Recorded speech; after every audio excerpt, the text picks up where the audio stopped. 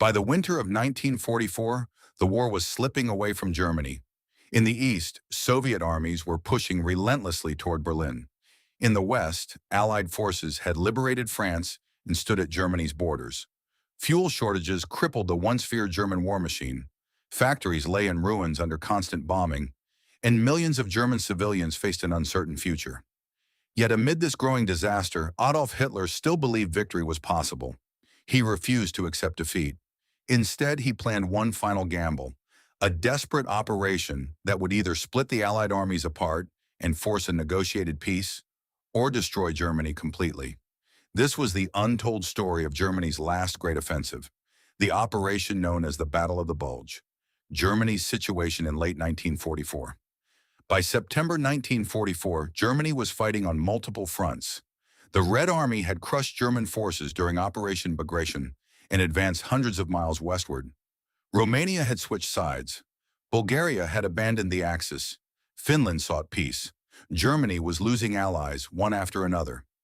Meanwhile, in Western Europe, Allied troops under American, British, and Canadian command had broken out from Normandy and liberated Paris. Many German generals knew the war was effectively over, but Hitler disagreed. He believed Germany could still achieve a political victory. His reasoning was simple. The alliance between America, Britain, and the Soviet Union was fragile. If Germany could inflict a massive defeat upon the Western Allies, perhaps the coalition would collapse.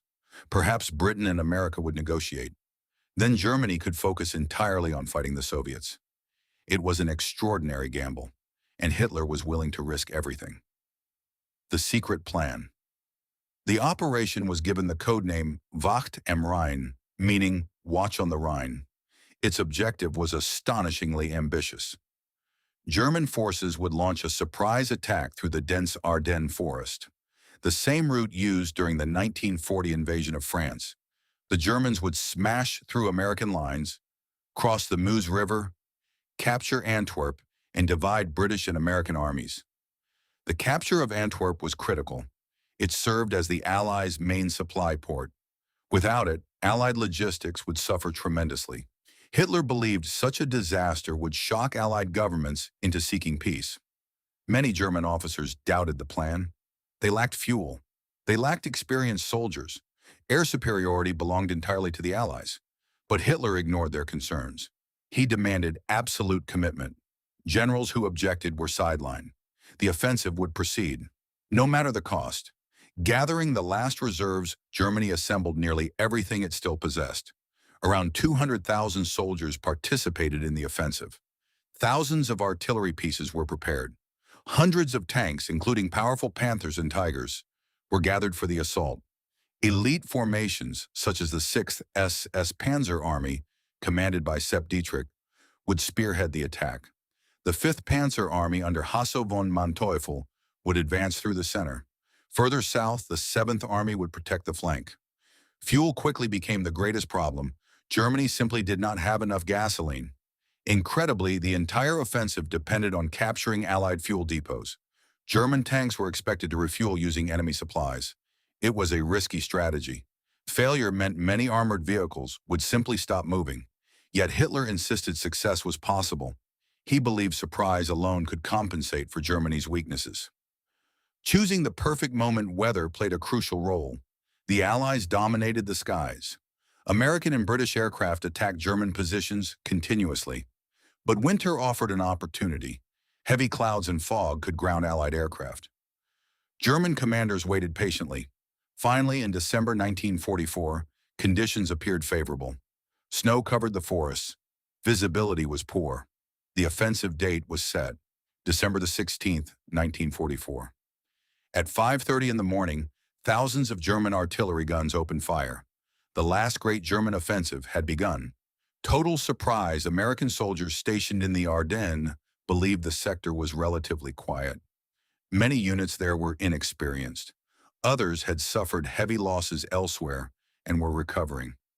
Few expected a major attack. The Germans achieved complete surprise. Columns of tanks emerged from forests. Infantry advanced through snow-covered hills. Roads quickly became congested. Confusion spread among American troops. Telephone lines were cut. Command centers struggled to understand what was happening. Within days, German forces created a massive bulge in Allied lines.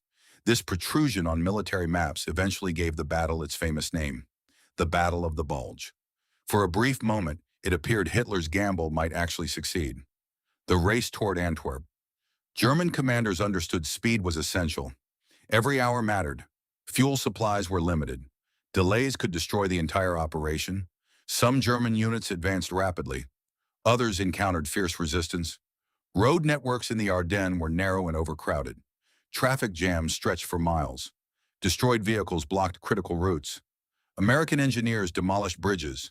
Small groups of defenders delayed entire German columns. Even minor resistance created serious problems. German plans depended upon maintaining momentum, but momentum began to disappear. Bastogne, the unexpected obstacle.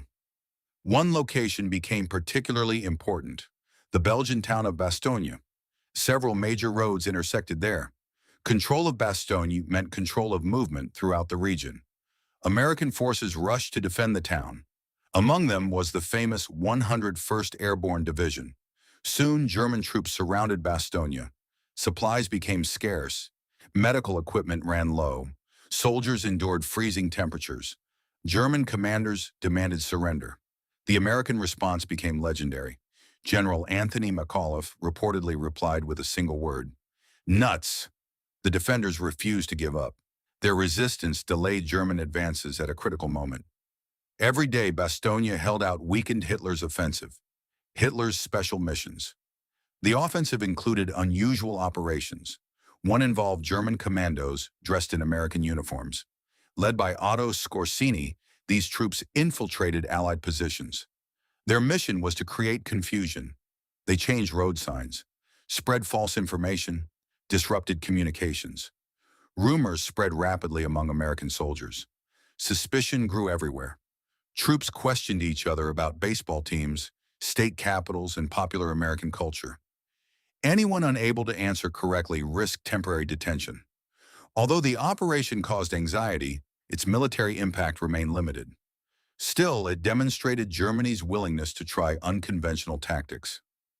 Allied recovery. After the initial shock, Allied commanders regained control. General Dwight Eisenhower coordinated a response. Reinforcements poured into the battle zone. Patton's Third Army executed one of the most remarkable maneuvers of the war. Instead of continuing eastward, his forces turned north. They moved rapidly toward Bastogne. Meanwhile, the weather changed. Skies cleared. Allied aircraft returned in overwhelming numbers. Fighter bombers attacked German columns relentlessly. Supply convoys burned. Fuel trucks exploded. Bridges were destroyed. German troops once again faced the devastating power of Allied air superiority. Without air cover, their offensive began collapsing.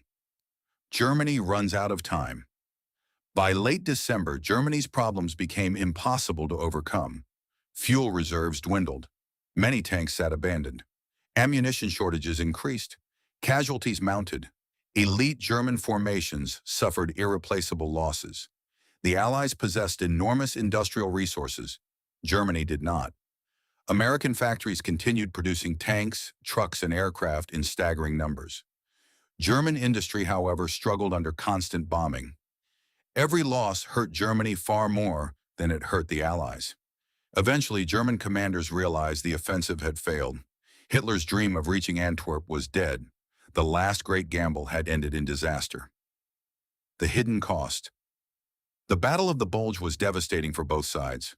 The United States suffered approximately 89,000 casualties. Germany lost tens of thousands of soldiers. Many were experienced veterans who could never be replaced. Hundreds of tanks and vehicles were destroyed.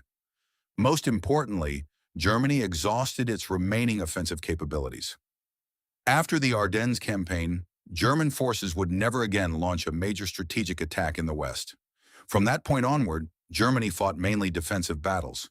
The initiative belonged entirely to the Allies. Why it matters. The Battle of the Bulge is often remembered simply as Hitler's final offensive, but its deeper significance lies elsewhere.